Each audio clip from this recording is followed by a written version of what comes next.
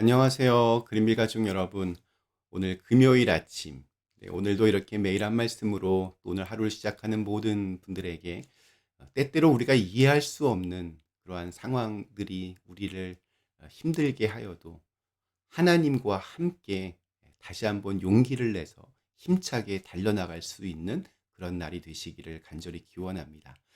오늘 저희는 예레미야 우리 12장 1절에서 6절의 말씀으로 함께 오늘 이 아침을 시작하도록 하겠습니다. 예레미야 12장 1절에서 6절의 말씀. 여호와여, 내가 주와 변론할 때에는 주께서 의로우시나이다. 그러나 내가 주께 질문하옵나니 악한 자의 길이 형통하며 반역한 자가 다 평안함은 무슨 까닭이니이까. 주께서 그들을 심으심으로 그들이 뿌리가 박히고 장성하여 열매를 맺었거늘 그들의 입은 주께 가까우나 그들의 마음은 머니이다. 여호와여, 주께서 나를 아시고 나를 보시며 내 마음이 주를 향하여 어떠함을 감찰하시오니 양을 잡으려고 끌어냄과 같이 그들을 끌어내시되 죽일 날을 위하여 그들을 구별하옵소서. 언제까지 이 땅이 슬퍼하며 온 지방의 채소가 마르리이까. 짐승과 새들도 멸절하게 되었사오니 이는 이 땅 주민이 악하여 스스로 말하기를 그가 우리의 나중 일을 보지 못하리라 함이니이다. 만일 네가 보행자와 함께 달려도 피곤하면 어찌 능히 말과 경주하겠느냐. 네가 평안한 땅에서는 무사하려니와 요단강 물이 넘칠 때에는 어찌하겠느냐. 네 형제와 아버지의 집이라도 너를 속이며 네 뒤에도 크게 외치나니 그들이 네게 좋은 말을 할지라도 너는 믿지 말지니라. 아멘. 어제부터 우리는 신학적으로 조금 어려운 문제, 선한 사람들에게 왜 고통이 찾아오고 또 악한 사람들이 왜 그렇게 성공하는지 함께 살펴보고 있습니다. 예레미야의 고향 사람들을 중심으로 자기를 이제 죽이려고 하는 음모가 시작됨을 알고 예레미야가 절규합니다. 오늘 1절 말씀이 이렇게 시작합니다. 여호와여, 내가 주와 변론할 때에는 주께서 의로우시니이다. 그러나 내가 주께 질문하옵나니 악한 자의 길이 형통하며 반역한 자가 다 평안함은 무슨 까닭이니. 악인의 형통함에 대해서 하나님께 질문합니다.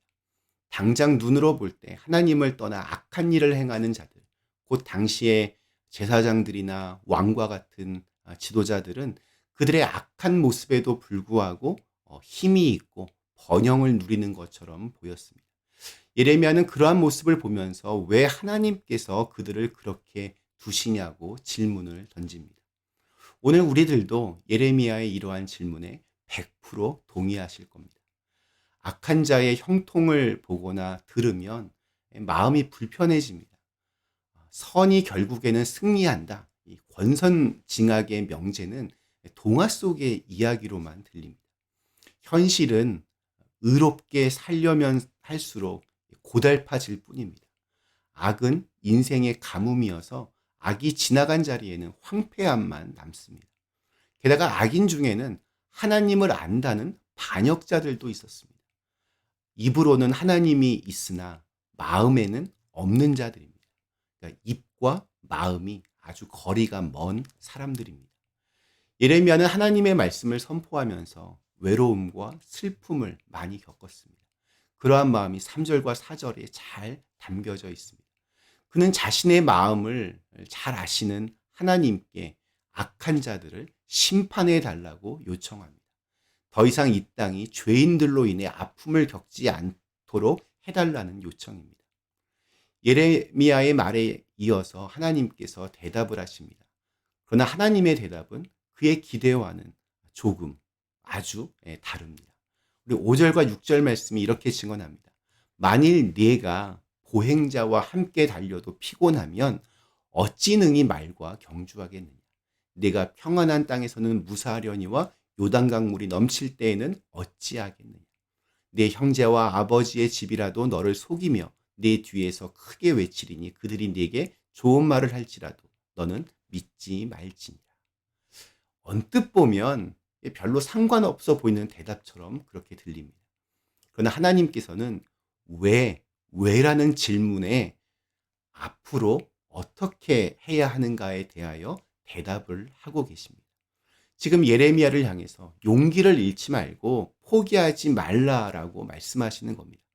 그리고 지금보다 더 어려운 일들이 찾아올 것이지만 내가 너와 함께 할 것이다. 이렇게 말씀하시는 겁니다. 네가 지금 세상의 악과 하고 있는 씨름은 사람과 달리기를 하는 것과 같다. 그러나 너는 말과 달리기를 해야 하는데 앞으로 어찌 하려고 그러느냐. 네가 지금 악과 이렇게 씨름하는 것은 평안한 땅에서 안정하게 사는 것과 같다. 그러나 너는 요단강 물이 넘칠 때가 오면 어찌하겠느냐. 한마디로 이 정도의 악에 기죽지 말라는 겁니다. 우리가 마지막으로 보게 될 최후의 모습이 악이라면 굳이 악과 싸울 이유가 없습니다. 하지만 우리가 마지막으로 볼 것이 악이 아니라면 악에 지지 말고 선으로 악을 이기기 위하여 끝까지 싸울 필요가 있습니다. 바울의 고백처럼 피 흘리기까지 그렇게 싸워야 합니다. 또한 악인으로 끝나서도 안 될 이유가 분명히 우리에게 있습니다. 우리는 하나님의 심판을 믿으며 마지막 순간에 천국과 지옥으로 최후의 목적지가 달라짐을 믿습니다. 우리 6절에 나오는 네 형제와 아버지의 집이 너를 속이고 너를 배반할 것이라는 이 예레미야의 가슴 아픈 현실이 참으로 이렇게 절절하게 다가옵니다. 가족의 몰이해와 배신이야말로 인간 관계에서 겪는 가장 큰 아픔이 아닐까 생각이 듭니다. 다른 사람은 다 몰라주어도 가족만 나를 이해해주고 사랑한다면 어디든 달려갈 수 있는 존재가 바로 우리 인간들입니다. 하지만 예언자는 예레미야는 말과 경주해야 하는 자로 택함을 받았습니다. 보행자가 아니라 말과 경주해야 됩니다.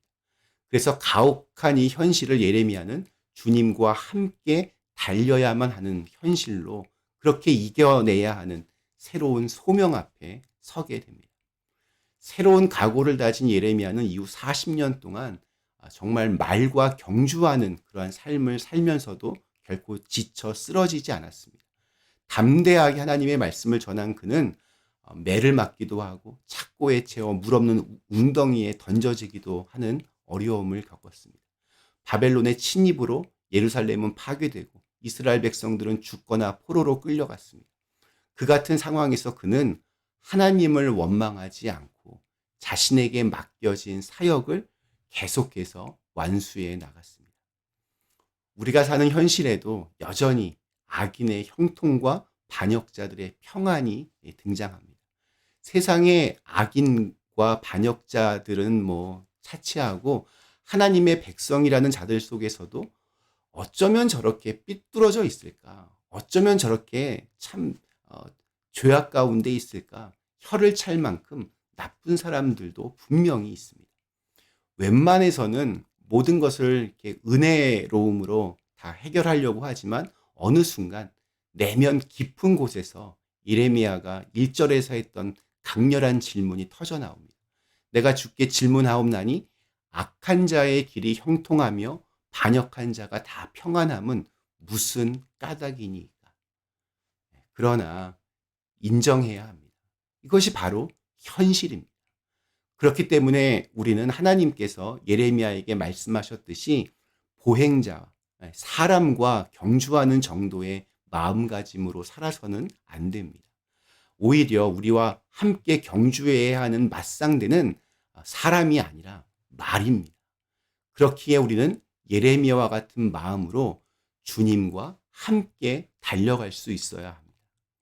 하나님이 지금도 살아계셔서 불꽃과 같은 눈동자로 우리를 지켜보고 계심을 인식하지 않는 악인의 형통을 주목하면서 거기에 너무 우리의 마음을 뺏겨서는 안 됩니다.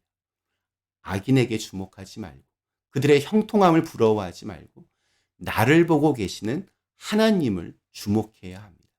그럴 때 비로소 신앙의 사람은 악인과 함께 달리는 그런 수준이 아니라 하나님과 함께 달리고 있는 새로운 현실을 보게 될 것입니다.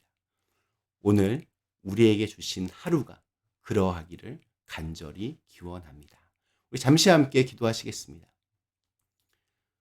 공의로우신 하나님, 세상의 형통함과 또 악인의 평안함을 부러워하지 않게 하여 주시고 오직 하나님만 주목하며 바라보며 살아갈 수 있는, 그래서 용기를 내어 지치지 말고 계속해서 힘차게 이 믿음의 길을 달려갈 수 있는 저희들 모두가 되게 하여 주시옵소서.